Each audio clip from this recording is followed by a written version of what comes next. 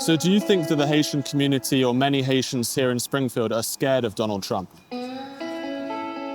Yes. Yes. Are you worried about being deported? I don't know. I don't know. I was penniless, so I spent 6 months living in a bus at the edge of a cornfield, grabbling for every scrap. When the corn came up, we ate raw corn. I had a snake that lived in our bus. The homeless get nothing. The focus of everything has been to make it as comfortable as possible for the Haitians. Thanksgiving, we had 2 freeze to death. We've had 3 fentanyl deaths in the last 3 days, but we're not gonna lose a Haitian. A Haitian will not go hungry, a Haitian will not be cold, and a Haitian will not be wet. Haitian migrants have transformed the town of Springfield, Ohio, made famous by Donald Trump. In Springfield, they're eating the dogs, the people that came in, they're eating the cats. I get a text from my daughter, and she was 11 at the time, and it was a picture of a school bus on its top. Keep from tearing up here. It just said, Dad, there's been an accident, not us, I'm okay, I love you. Well, then about lunchtime, they had on the news, had released that there had been a fatality in a bus accident.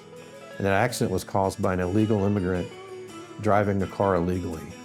Following the election, there have been reports of Haitians fleeing Springfield out of fear of being deported. Some people, they try to not be the first victim. They try to cover themselves because the newcomer president keeps saying he's gonna stop deportation in Springfield.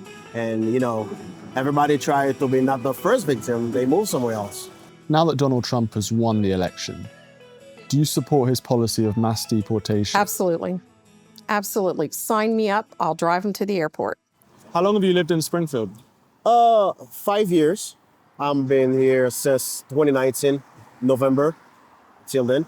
And you've seen a big increase in the Haitian population? Yes. So I got invited by a friend of mine who used to live here, and he told me there's a lot of opportunity in Springfield. I can find a job easy if I can come here. And what's it like as a Haitian to live in Springfield? Coming to Springfield is kind of like a big challenge for us. So first of all, we have a language barrier and a new culture. You have to readapt yourself with it, with different education. And we've heard reports that some Haitians are leaving Springfield because they're worried about being deported. Have you heard about that? We have a conversation with so many local leaders, like pastors, people who have businesses and everything. And we have a conversation with them. This is what they said, and they feel it, they can see it and prove it as well. Because there's a couple church who miss a couple members, and we're still receiving a couple phone calls to let us know, hey, they keep asking questions. So what's gonna happen in January 20th? So what's gonna happen with the new governor? So nobody knows what's gonna happen. And some people, they try to not be the first victim. They try to cover themselves because the newcomer president keeps saying he's gonna start deportation in Springfield. And everybody try to be not the first victim, they move somewhere else. Where have they moved to? Have they moved to other places in America? Yeah, they move in different places in America. So some of them, they still in Ohio, but in a different city. So do you think that the Haitian community or many Haitians here in Springfield are scared of Donald Trump? Yes. Yes. I can say, yes, we're scared because what they say make people scared because you have a legal status and they treat you like illegal. Do you know any Haitians who've actually moved out of the States or, who've kind of self-deported themselves because they're worried about, being deported? I heard on the news, on the Haitian news, there's a guy, he just go back to his country because he said like too much drama going on here and he used to have a better life in Haiti. So he's not gonna let people treat him anyhow because some people got a self-esteem. They feel, offended about all they're talking about Haitian. We've spoken to people today, locals, who say, they raise concerns about some of the Haitians here. They say that they can't drive well, they can't speak English, they're driving crime, that sort of thing. What do you say to the locals who are concerned about Haitians being in Springfield? We already know certain things might be happening because this is a new place, new culture. New rules and the world, man, driving is different. It's gonna take some time for Haitian to adapt with the American culture. So, there's some crash. Haitian had an accident. Spanish have an accident. American have accident as well. A few months ago, there's an accident between a Haitian and an American citizen. The Haitian was right, and he ended up dying in an accident by an American who was driving. for some reason, there's an accident happen, the Haitian die. So there's something happened before that where there's a Haitian who was driving and then, he hurt a bus, where there's a kid, unfortunately he was passed away, he died. So I'm very sorry about that. It's like Haitian people die, American people die in accident, everybody died in accident. In November, Donald Trump substantially increased his share of the vote in Clark County, where Springfield is located. One such Trump voter is Diana Daniels, who has lived in the town for more than 3 decades. I grew up in western Pennsylvania, just outside the Allegheny National Forest. It was definitely backwoods. If you didn't grow it, find it, catch it, raise it, shoot it, you didn't eat. And what was your impression of Springfield when you first moved here? Perfect town. It was a great blend of industrial, which I grew up with. My dad was a steel worker, but yet you also had several universities that were really close. And I always considered it to be the heart of Ohio. So you've seen Springfield being transformed by immigration in recent years? Well, it's certainly in the last 4 years since 2020 for sure. I mean, that has been the most devastating aspect of it. The turnaround from a small town vibe where I thought, things we were struggling, sure, but you could see on the horizon that we were making progress. And then somebody made a decision that 58,000 people is not enough. Their decision was, we have to grow this huge community. And the way to do it is to bring in great big businesses and then have workers for those businesses. That was the whole impetus for this whole thing, was cheap labor. My argument to that is that we did have people that would love to move to Springfield. And they lived all up and down the Ohio Valley, Steubenville, Marietta, East Palestine, any town that was affected by the loss of the coal mines, the loss of the steel mills, the loss of auto manufacturing. Go ask them. They would have come here in a heartbeat.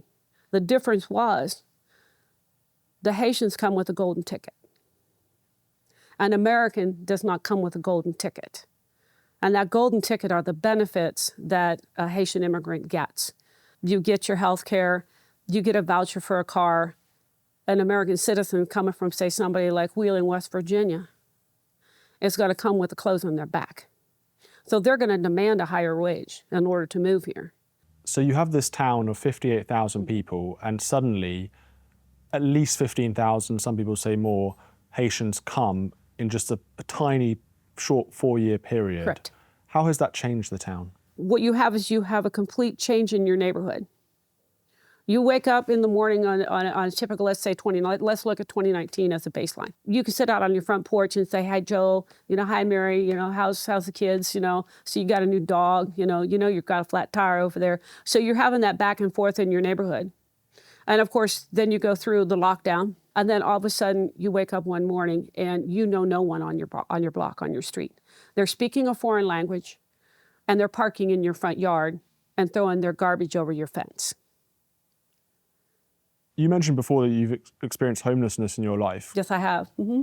Can you tell us what happened? Sure. I was penniless, so I spent 6 months living in a bus at the edge of a cornfield in Western Illinois, scrabbling for every scrap, learned how to take a bath in a gas station. When the corn came up, we ate raw corn. I had a snake that lived in our bus. My first 2 years teaching here in Springfield, I knew where the best dumpsters were. So it was not an easy first 2 years here. And that is my mission right now, is the homeless here in Springfield, for sure. Tell us about how the Haitian immigration has impacted the homeless community. The homeless get nothing. No accommodation is made for them. The focus of everything has been to make it as comfortable as possible for the Haitians. Thanksgiving, we had 2 freeze to death. We've had 3 fentanyl deaths in the last 3 days. We had another homeless person. They keep warm by building a fire. He burned himself, 3rd-degree burns. We've got 8-degree below temperatures coming up on Thursday. Who else are we going to lose? But we're not going to lose a Haitian. A Haitian will not go hungry. A Haitian will not be cold. And a Haitian will not be wet. I can see on your shirt it says America First. Absolutely. Do you feel that Americans are being put last in Springfield? Yes. Absolutely. There's a story, this is for the betterment, and we're getting it. This is so much better for Springfield. Yeah, for the 1%, for the people, for the folks who do not live in the neighborhoods where the Haitians live. There have been reports that some Haitians are leaving Springfield because they're worried about being deported under Donald Trump. What do you make of these reports? So if someone is saying, I'm afraid I'm going to be deported, then obviously you have something in your past or in your paperwork that may indicate that you need to be deported, either because you came through at a non-point of entry, or you have something on your record. For example, 2 misdemeanors, back you go. So those who are leaving obviously have a reason to be afraid. How long have you lived in Springfield? Yeah, I've 5 years in Springfield. 5 years. Yes. And where do you come from? Haiti, because my family is Haiti. And what do you think about Donald Trump? Donald Trump, because I'm not politic, but Donald Trump before he's a good guy. I don't know, but whatever president is Haitian is a good for me because I'm immigrant. But I don't know because my boss is a Jesus, but I don't know. But he says he wants to deport immigrants. He doesn't want illegal immigrants in America. What do you think about that? All immigrant in America is come. Haitian is a good guy, but the problem is the problem political in Haiti. But he's a come here because he's a need the job. He's a need the job because he's a like the working. Me, I'm working in Amazon, but I don't know. All guys is a come for the work. Are you worried about being deported? I don't know. You think it's possible you might be forced to leave the country? No. How long have you lived here? All my life, 56 years. And what do you make of the issue of immigration? I think we need a secure border. I think if you come in here, you should come in here legally and do it the right way. We need. I'm all for Trump and everything he stands for. I'm a big Trump supporter. There's a lot of Haitians in Springfield. How has that impacted your community? It's too many too quick. I mean, and I don't blame them for being here. I don't have any hate towards them. They came here legally, but it's overwhelmed our systems. There are reports that they're leaving Springfield because they're worried about being deported. Have you seen that? I haven't. I've heard it. I haven't seen it. No. And would you encourage that? If you're here illegally, yes, go back home. Do it the right way. We've got people waiting in line to do it the legal way. How long have you lived in Springfield? All my life, off and on. I'm born and raised here. And what's it like as a place? It's good places, plenty of work opportunities, housing's low, and we got a lot of Haitians, and we got Hispanics. The Hispanics got here 20 years ago. And at first, they couldn't drive, but now they're doing well and progressing. They had their own businesses. The Haitians are doing the same thing. They don't be no ducks, they don't be no birds, or stealing no pets. They open up their own restaurants, and they're doing pretty good.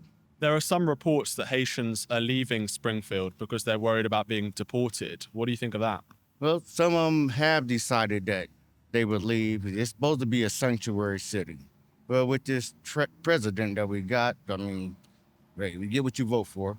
But with him there, it makes them nervous, and they don't want to be putting money into America and then you take it and deport them. What about the illegal aliens who are in Springfield? The illegal aliens, they can all stay together because we all one as a family. So they shouldn't be deported? No, sir. To find out more about how Haitians have impacted Springfield, I visited the local Republican Party headquarters. And how's Springfield changed in the last few years? Driving through downtown Springfield, up until recently, it's gotten somewhat better, only because it was so bad before. But, there were 8, 9, maybe even 10 accidents a day, half of them being non-licensed, non-English speaking drivers. In Haiti, 4 in 1,000 own a car. Been a lot of death and a lot of loss. And what about for you personally? How has the sort of Haitian community impacted you? That morning in August, I had put my children on the school bus, and they were going to school, and within 15 minutes of leaving the front of our house, I get a text from my daughter, and she was 11 at the time, and it was a picture of a school bus on its top. Keep from tearing up here.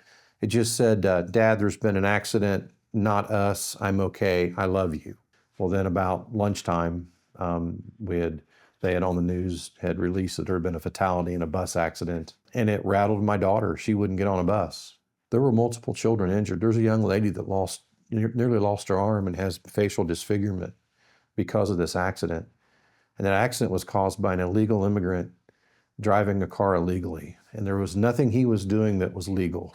My daughter, as long as many other people's children, had to talk to counselors and stuff. And one of the things that the counselor did share with us is that my daughter said that it would make her feel more comfortable riding a school bus if I drove a school bus. Well, I was retired. I'm a retired automotive engineer for 34 years, automotive manufacturer. I didn't want to drive a school bus, but it was my daughter. And so I went down and talked to them, and they hired me. So now I drive a school bus for that district, and I occasionally do haul my daughter. What do you say to those who accuse people like you of being racist, of, the Republicans here, they're bigoted, they say that Haitians eat cats and dogs, and they just don't like these people because they're foreigners or they're black? What I say is they're lazy bigots themselves, and they're incapable of thinking in free thought. I want to ask you about the deportations issue as well. I mean, again, there have been these reports that Haitians are leaving Springfield worried about being deported. My bus route takes me through Springfield. I have noticed the houses they used to occupy are becoming vacant, and there are red tags on the doors. You can't find a U-Haul truck in this area. So they are leaving. I don't think they're leaving in the same numbers as they arrived, but they are leaving. And how have Haitians impacted the community? How have they impacted you? In the summer of 2021, right after 20,000 Haitians amassed at the border in Del Rio, Texas, and then made their way to Springfield, I contracted tuberculosis. And I'm in the least risk category for that. Why do you think that happened to you? What was the link with the Haitian community? I was working for the post office at that time, and all of a sudden in 2020, 2021, the post office would give me 20, 30, 40 express mail envelopes every day to deliver.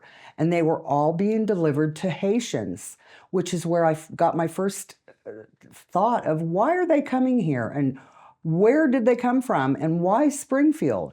So I was in direct contact with Haitians that had just crossed the border with no vaccinations, no medical checkups on a daily basis. And more broadly, how do you think Haitian immigrants have impacted Springfield? Some people say that it's sort of revitalized the town, it's given them lots of workers, it's made it more diverse and things like that. So what they've done is they've brought their third world culture to this city. So you can't import 20,000 people to a city of 60,000 who do not want to assimilate. They do not want to mix in with our culture. They want to bring their culture here. Tell me about the cats and dogs. Okay. What happened with that? When I lived in Florida for 25 years, it was a well-known fact that Haitians eat cats. Not all of them, but some of them. And so I knew that already. When the Facebook post came out that there was a report of them eating cats, I believed it because I knew from experience that they have done that. When Trump said it, what it did was it brought international attention to our city and to the problem that Haitians have brought here. So I was glad that he said it.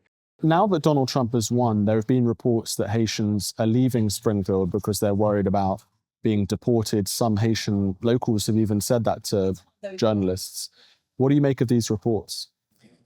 If they're leaving, they're taking one or two people and going. They are not leaving in mass migration. They are not on buses. They are not in vans. They are not in line at the airport to go. Now that Donald Trump has won the election, do you support his policy of mass deportation? Absolutely. Absolutely. Sign me up. I'll drive them to the airport. I have hundreds of friends that will do the same thing. We will help you. I would drive you wherever you need to go to get on a plane. And it's just how it is. Come here legally. We have lots of people that come here legally. They're successful. They bring their ideas with them. They bring their entrepreneurship. They bring their education with them. And those people are beneficial to our community. Someone that comes here illegally and lives on our dime without contributing anything does not deserve to be here to use our resources. It is likely that following Trump's victory, some Haitians have fled Springfield, believing the town will be ground zero for the new Trump administration's deportation plans. Whether Haitians across America will be deported is yet to be seen. Joe Biden gave more than 300,000 of them temporary protected status, which is due to expire in 2026. Trump's voters, meanwhile, will expect their president to deliver on his promise of mass deportations. Thank you for watching, and I hope you enjoyed the video. Please hit the like and subscribe button to keep up to date with everything we're doing on GBN America.